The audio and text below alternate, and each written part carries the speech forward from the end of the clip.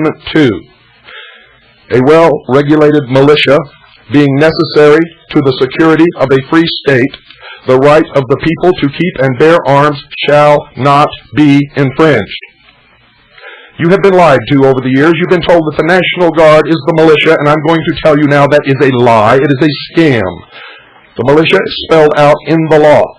The United States Senate in 1981 ruled exactly what a militia is, and they ruled that it is not the National Guard or any component of the National Guard.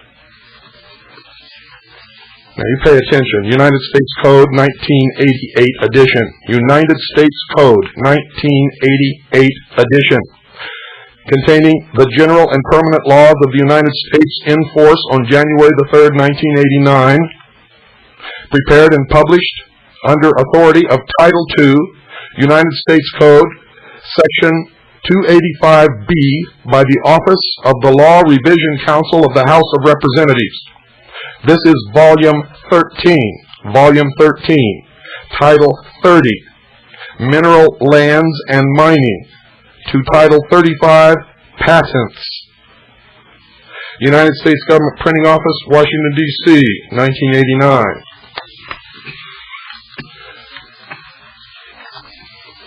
I quote, on page 635, ladies and gentlemen, page 635, subsection 312, subsection 313, that's subsection 313, appointments and enlistment age limitations. To be eligible for original enlistment in the National Guard, a person must be at least 17 years of age and under 45, or under 64 years of age, and a former member of the regular Army, regular Navy, regular Air Force, or regular Marine Corps. To be eligible for reenlistment, a person must be under 64 years of age.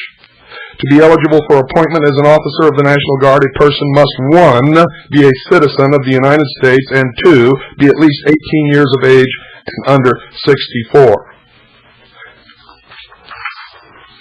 Now I read for the United States Code 1988 edition, containing the general and permanent laws of the United States in force on January 3rd, 1989. Prepared and published under authority of Title II, United States Code, Section 285B, by the Office of the Law Revision Council of the House of Representatives, Volume 3.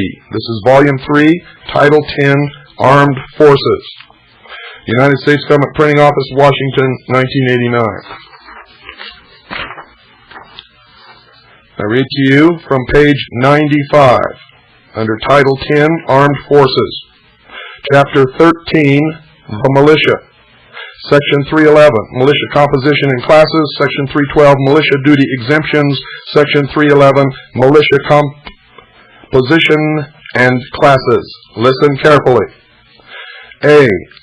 The militia of the United States consists of all able-bodied males at least 17 years of age, and, except as provided in Section 313 of Title 32, under 45 years of age, who are, or who have made a declaration of intention to become citizens of the United States, and the female citizens of the United States who are commissioned officers of the National Guard. B. The classes of the militia are: 1. The organized militia, which consists of the National Guard and the Naval Militia, and number 2, this is what is most important to all of you listening, the unorganized militia, which consists of the members of the militia who are not members of the National Guard or the Naval Militia. And ladies and gentlemen, that is you. It specifically states in the law, the militia of the United States consists of all able-bodied males at least 17 years of age, and except as provided in Section 313 of Title 32, under 45 years of age, who are or who have made a declaration of intention to become citizens of the United States. Female citizens of the United States who are commissioned officers of the National Guard. That's under the law. If you're a female, you want to be a part of our militia, we'll take you anyway, because the Constitution has a totally different definition. But I wanted to make sure that you know that formation of a militia unit in your town is not illegal. all able-bodied males between 17 years and 45 years of age are considered to be the militia. Understand that. Form your unorganized militia units now. Do not accept anyone into your small unit who you have not known for many years. Do not accept anyone into your militia unit who is or has worked for the United States government to the point of retirement. If they're accepting a retirement check from the United States government, tell them, I'm sorry, but we cannot accept you in our particular militia unit. Do not accept anyone who has served as an officer in the armed forces of the United States of America unless they have publicly resigned their commission and it has been accepted by the United States government. If you do, they can be recalled at any time in secret and can betray you at any time. Now you're going to have to use a lot of common sense, folks. Do not institute any hostilities whatsoever. Do not commit any illegal or criminal acts whatsoever. Do not even allow anyone in your militia group to even give the appearance that any criminal act has been perpetrated or that any laws have been broken. If this illegal, counterfeit, and treasonous government, which has destroyed our constitutional government, comes to your local area, your state, your city, and attempts to pull off another Waco, Texas, or a Randy Reaver, or to confiscate anyone's home without having been convicted in a court of law by a jury of their peers, then you must activate your militia units and go to their aid. You must do that. This is no joke, ladies and gentlemen. We are engaged in serious, very serious business tonight. We are not calling for a rebellion against the United States government. We are calling for the American people to get off their butts, form their legal, constitutional, approved, and legally approved under the United States Code militia units to reinstate the Constitution as the legal, lawful, supreme law of this land. Our goal is ultimately to arrest those who have committed treason against the United States of America, to bring them before a grand jury, to charge them with treason, to try them, and if they are found guilty, to hang them.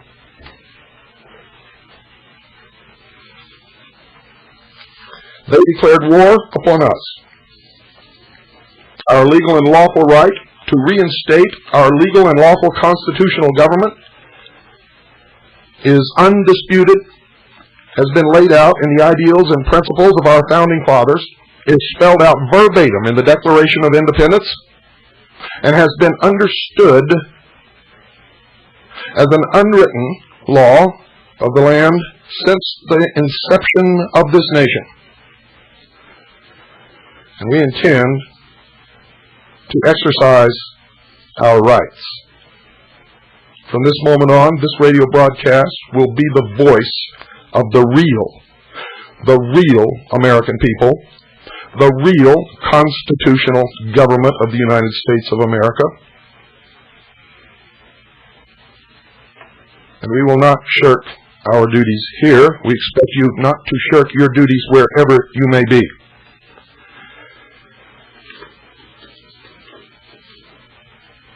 I assure you that once the American people learn what's in these documents that I'm revealing to you now, and in other documents which we are uncovering, when the American people stand up to these criminals, these traitors, they will begin to bail out of Washington, D.C. like rats leaving a sinking ship because they are cowards, have always been cowards.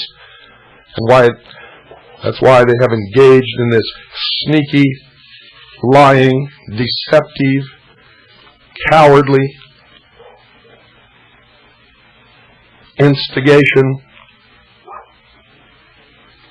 the destruction of the United States of America, to form a one-world totalitarian socialist government.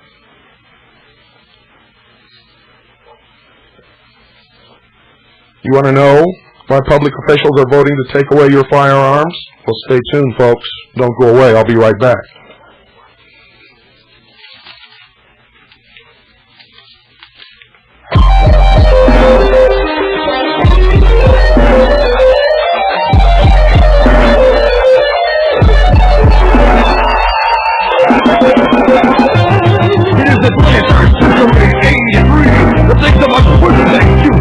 It's a hell of a time, cause the federal gone mad. The brothers in the day, the war's in your hand. People all over in every town.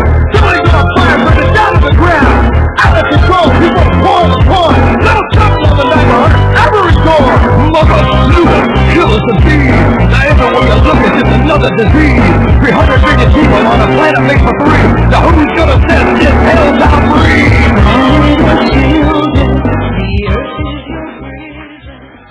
Ladies and gentlemen, if you want to know why public officials are voting to take away your firearms, first research their history. Look at who they are. Look at the organizations they belong to. Look at where they went to school. Don't listen to the promises that they gave you to get into office. Watch what they do. And go to your local library. No matter where you live in the United States, tell the librarian to show you where the United States code books are shelved. There are 25 books in the set, folks. They are reddish brown in color. They are printed by the government printing office in Washington, D.C. These hardcover books are printed every 8 to 10 years. They are updated with annual softback supplements each year until a new hardcover issue comes out. At the present time, the 1989 United States code books are on the shelf. The 1989. You want, ladies and gentlemen, you want Public Law 87-297. Public Law 87-297. That's in Title 22, United States Code, Section 2551. If your library has the 1982 edition, which some libraries still do, go to Volume 9. Volume 9. You'll find it on page 554. Here you will find Public Law 87-297, which calls for the United States to eliminate its armed forces. This law was signed for the United States in 1961. John Fitzgerald Kennedy signed it, and every president since has worked to enact its provisions. The government knows you will not approve, which is why they want to take away your firearms before you find out that it's already been done. Already been done. The Brady Bill is a scam. All this firearms legislation that they are introducing is a scam. It's already been done. The Secretary of the Treasury, all he has to do is sign his name to a document, and it's all over. All over. What they're doing now is trying to garner a public consensus of support so that they will not be found out and hung as the traitors that they are. Then turn to page 555, and remember this is only in the 1982 edition. Here you will find the definition of what the government means by disarmament. You can find it on the lower right-hand side of the page. The disarmament calls for the elimination of our armed forces. It also calls for the elimination of weapons of all kinds. This is Title 22, United States Code, Section 2552, Subtitle A. Then turn to page 557. Here you will find it stated in Item A, Control, Reduction, and Elimination of Armed Forces, and as Item D, Elimination of Armed Forces. These traitors in Washington have been operating in concert with the Soviet Union to bring about a one-world government. The collapse of the Soviet Union was from the top down and not from the cries of the people, and is part of a well-orchestrated plan. What you need to know is that your armed forces are being eliminated from national control, which in turn wipes out our sovereignty as a nation. It's already been done on paper. It must be done with the public approval. In 2 stages, we shall have no more Army, no more Navy, and no more Air Force. In the 3rd stage, we will have a 0 military. Before stage 1 closes, all citizen-owned guns will be banned. Actually, that's after stage 2, folks. We are in the 2nd year, ladies and gentlemen, of stage 2.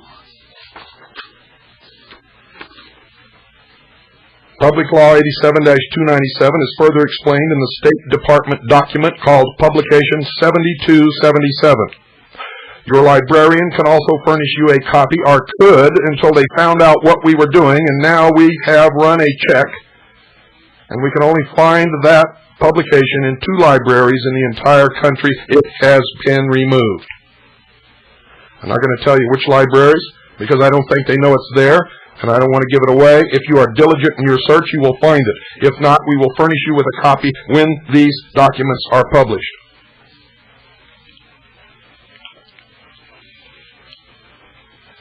The blueprint for the peace race is a 35-page booklet printed by the United States Arms Control and Disarmament Agency as publication number 4, General Series 3, released May 1962. Publication number 4 is the unabridged version of State Department Document 7277, and we will read both of these documents to you over the air during this series. Both of these booklets explain how our military is to be reduced to 2.1 million men. China and the Soviets are to reduce to that level also, and are in the process of doing it. At this point, we are in stage 1, at which time we are to transfer on a permanent basis 1/2 of our armed forces to be merged with the Russian and Chinese armies. In stage 2, the remaining 1/2 of our armed forces is then turned over to the same Security Council of the United Nations. The person in charge of the merged armies must, by prior agreement, always be a Russian. We will document that later in the series. The world's smaller nations turn 100% of their armies over to the same Undersecretary of the Security Council in stage 2. President George Bush and Admiral William J. Crowe refer to this process as being in transition. The exchange of officers between the Russian and what used to be Soviet bloc countries and the United States military has been taking place for some time. We now are training Russian officers in our military academies, and some of our officers are attending Russian military academies.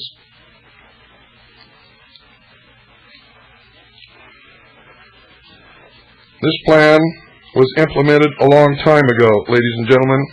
The law has been amended several times. People read about this in my book and sent me letters.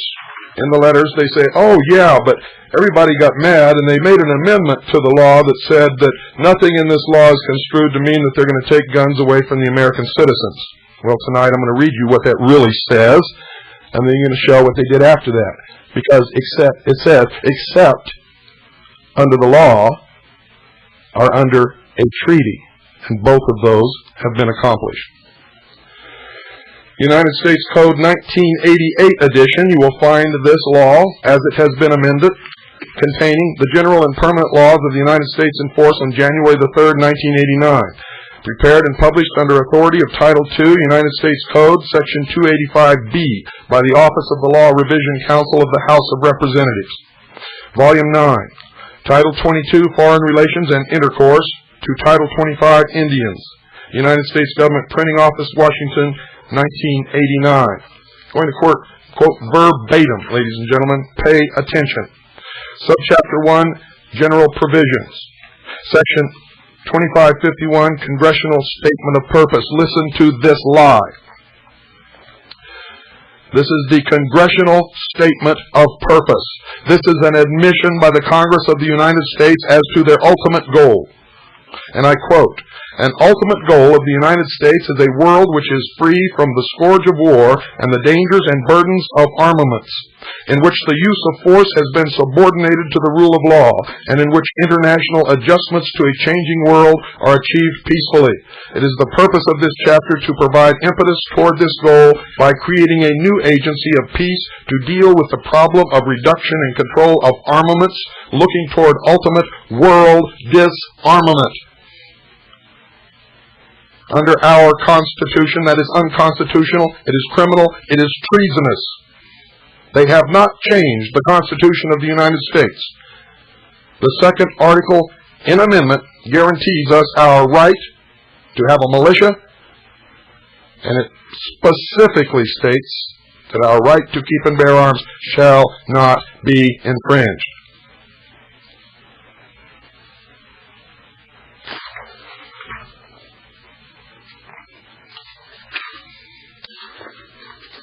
Pay attention. Title 22, Foreign Relations and Intercourse, page 652, same volume. Public Law 87-297, Title 1. Definitions as used in this chapter. A. The terms arms control and disarmament mean the identification, verification, inspection, limitation, control, and reduction or elimination of armed forces and armaments of all kinds under international agreement, including the necessary steps taken under such an agreement to establish an effective system of international control or to create and strengthen international organizations for the maintenance of peace. Public Law 87-297, Title 1, Subsection 3, September 26, 1961. Statute 631, Subchapter 2, Organization. United States Arms Control and Disarmament Agency. There is established an agency to be known as the United States Arms Control and Disarmament Agency.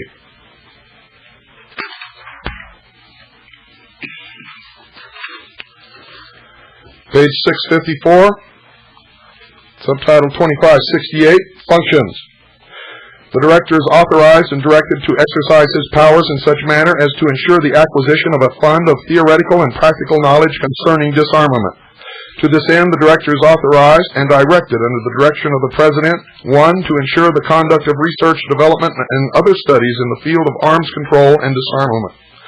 2. To make arrangements including contracts, agreements, and grants for the conduct of research, development, and other studies in the field of arms control and disarmament by private or public institutions or persons.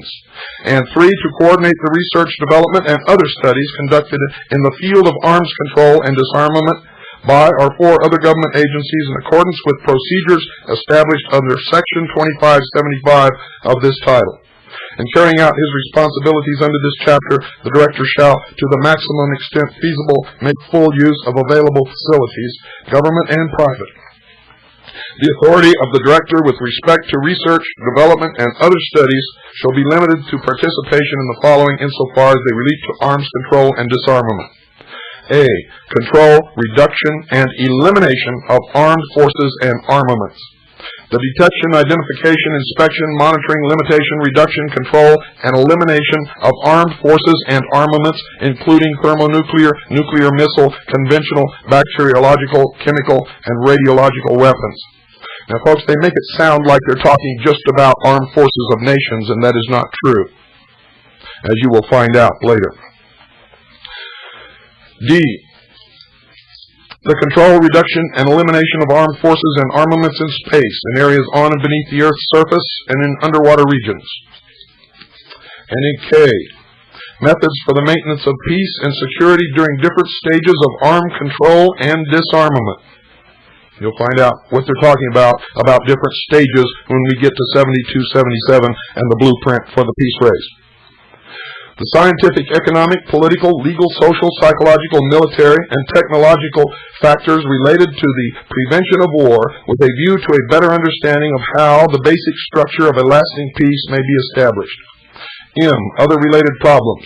Such related problems as the Director may determine to be in need of research, development, or study in order to carry out the provisions of this chapter. The Director is authorized and directed to prepare for the President, the Secretary of State, and the heads of such other government agencies as the President may determine recommendations concerning United States arms control and disarmament policy. Provided, however, that no action shall be taken under this chapter or any other law that will obligate the United States to disarm or to reduce or to limit the armed forces or armaments of the United States, except pursuant to the treaty-making power of the President under the Constitution, or unless authorized by further affirmative legislation by the Congress of the United States. Nothing contained in this chapter shall be construed to authorize any policy or action by any government agency which would interfere with, restrict, or prohibit the acquisition, possession, or use of firearms by an individual for, and get this folks, the lawful purpose of personal defense, sport, recreation, education, or training. Which means if there is a law that prohibits it, they can interfere all they want, ladies and gentlemen. The law has already been accomplished. Treaties have already been written, signed, and approved by the Senate. We are in the process of disarming not only ourselves, but the rest of the world. Our armed forces will be assigned to the United Nations, and elements of what used to be the forces of the old Soviet Union will also be assigned to the United Nations as a one-world police force. It's already a done deal. It's already been legislated. It's already been treated.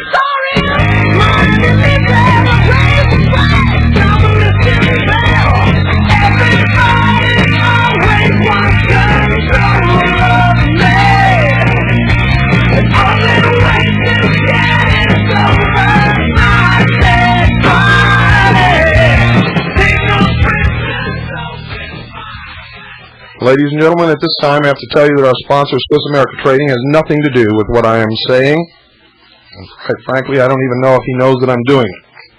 So we may not even have a sponsor after he finds out. However, I'm sure that he does know because he listens to this program, and so does everybody else at Swiss America Trading.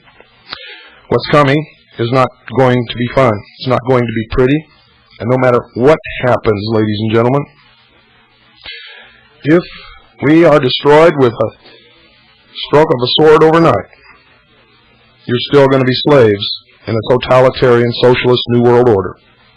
If nothing happens, you're still going to be slaves in a totalitarian socialist New World Order. You're going to see the devaluation of the dollar to a degree that you've never dreamed possible. You're going to see the elimination of the middle class, which is the real goal of NAFTA and GATT. You're going to see hardship in this nation that you never dreamed of. It's right here in all these documents, ladies and gentlemen. They've already prepared it all for us. Anyone who won't go along with it is going to simply be put in a labor camp or eliminated. And they have particularly and especially targeted Orthodox Jews, Christians, and followers of the Nation of Islam, or anybody else who will not bow down to the God of their New World religion. Which, by the way, most of the religions that you think are on your side, most of the pastors who preach to you in your churches, if they are members of the World Council of Religions, they are in the process of uniting all the different religions of the world into one, and that will be the New World religion.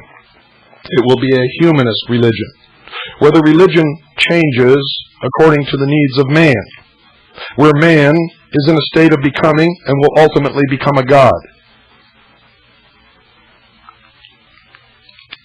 We've been betrayed not only by our government, but by our churches, our ministers, and I don't care what religion you belong to, ladies and gentlemen, unless your church does not belong to or is not affiliated with the World Council of Religions or the World Parliament of Religions, you've been hooked. Now, you need to prepare. You need at least 2 years' supply of food. Why do you think these states are passing laws like Arizona just did, stating that no citizen of the state of Arizona can possess at any one time any more than a 3-month supply of food? Why should they care in Phoenix how much food a citizen of the state of Arizona has in their house? The truth is, folks, if you have the food, if you are off the power grid, if you are not in their economic system, they have no control over you. That's why. It's about control. And all the states are beginning to follow this pattern. They're passing laws saying that you cannot have a supply of food. Well, I do, and always will. And I don't care about their illegal, unlawful mandate that I can't have food. A responsible family will provide for emergency, which means they must have food supplies on hand.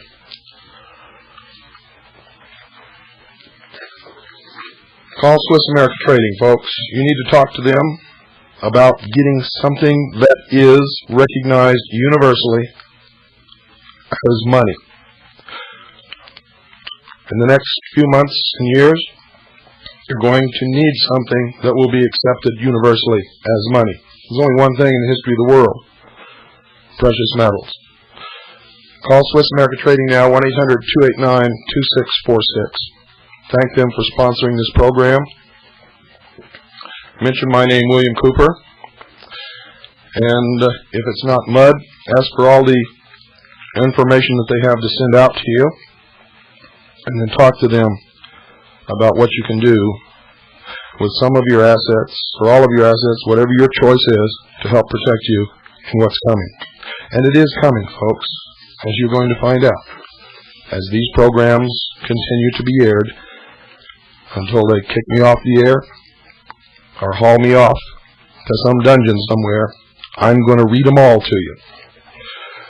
So don't go away. Don't go away, folks. I'll be right back.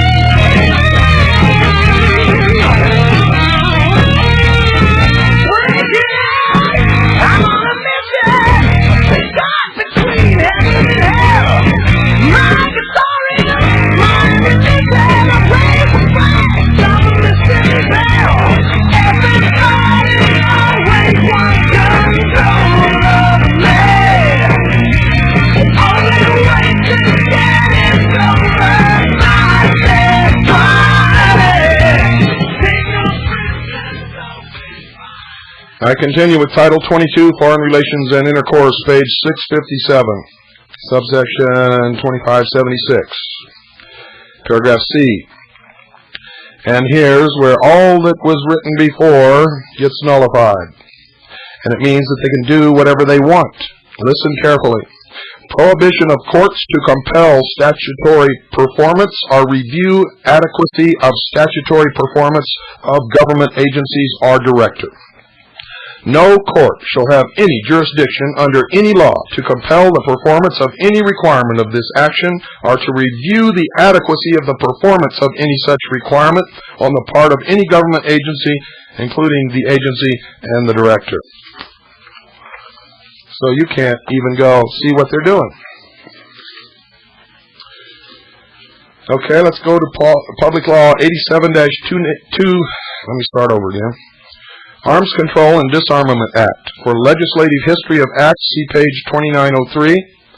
Public Law 87-297, 75 Statutes at Large, 631, H.R. 9118, an act to establish a United States Arms Control and Disarmament Agency. And this is from the United States Code, Congressional and Administrative News, Volume 1, 1961. We have many other sources also. United States Statutes at Large, 89th Congress, 1961, first session.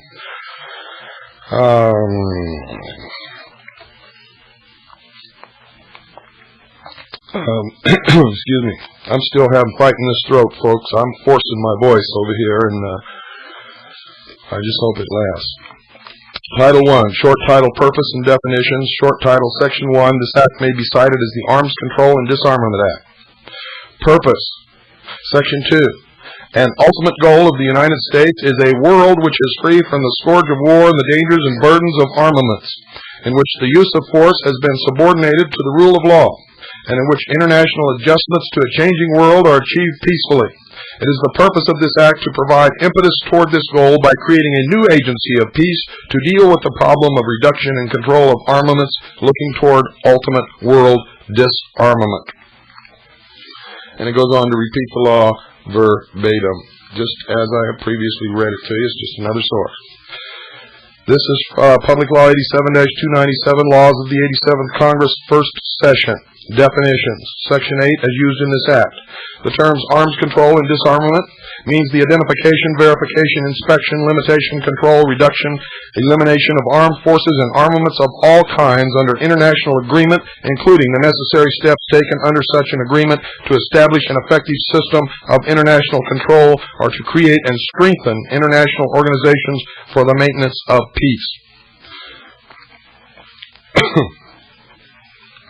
Title 2, Organization, United States Arms Control and Disarmament Agency, Section 21. There is hereby established an agency to be known as the United States Arms Control and Disarmament Agency. The director shall be paid $22,500 per annum. A deputy director shall be paid $21,500 per annum. Assistant director, and his salary is listed as $20,000 per annum. The director, under the direction of the Secretary of State, may establish within the agency such bureaus, offices, and divisions as he may determine to be necessary to discharge his responsibilities under this Act, including but not limited to an office of the General Counsel. And it goes into the same articles on research, etc. September 26th, Public Law 87-297, Laws of the 87th Congress, First Session, page 710. A. The detection, identification, inspection, monitoring, limitation, reduction, control, and elimination of armed forces and armaments, including thermonuclear, nuclear missile, conventional, bacteriological, chemical, and radiological weapons. Your weapons fall under conventional. B. Techniques and systems of detecting, identifying, inspecting, and monitoring of tests of nuclear, thermonuclear, and other weapons.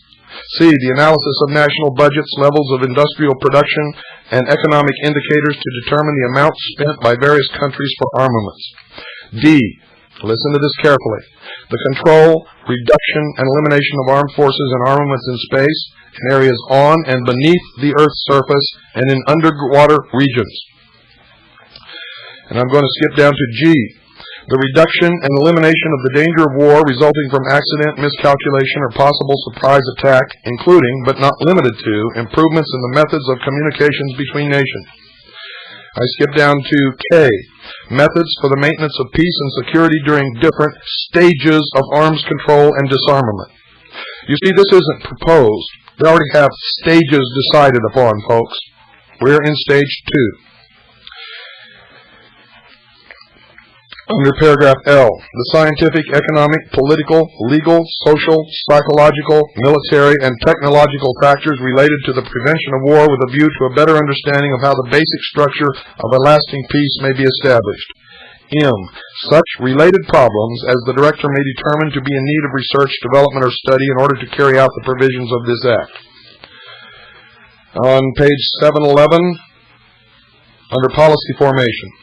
The director is authorized and directed to prepare for the President, the Secretary of State, and the heads of such other government agencies as the President may determine recommendations concerning United States arms control and disarmament policy, provided, however, that no action shall be taken under this or any other law that will obligate the United States to disarm or to reduce or to limit the armed forces or armaments of the United States. And this is the catch. You see, that makes you feel secure, doesn't it? Well, listen to this, people. Except pursuant to the treaty-making power of the President under the Constitution or unless authorized by further affirmative legislation by the Congress of the United States. Now, when they wrote this, they know that the Constitution has been replaced has been replaced, let me say that again in case you don't know it yet, has been replaced by the United Nations Charter under the United Nations Treaty and the UN Participation Act, pushed through by Harry S. Truman, 33rd degree Freemason, who was the Grand Master of the Grand Lodge of Missouri, of the Scottish Rite of Freemasonry Southern Jurisdiction. So when they say under the Constitution, they really mean under the United Nations Charter. And when they say are unless authorized by further affirmative legislation, ladies and gentlemen, that legislation has been passed, and we will read it to you when it comes up to the top of the pile. We go now to page 712. And that's Title 4, General Provisions, General Authority, and the performance of his functions. The Director is authorized to, and we go down to paragraph C. Enter into agreements with other government agencies, including the military departments through the Secretary of Defense, under which officers or employees of such agencies may be detailed to the agency for the performance of service pursuant to this act, without prejudice to the status or advancement of such officers or employees within their own agencies. D.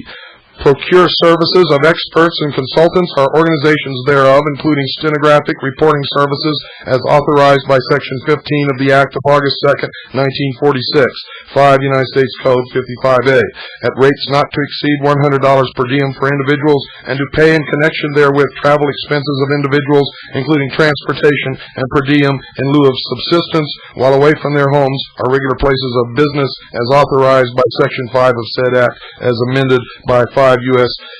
United States Code 73B.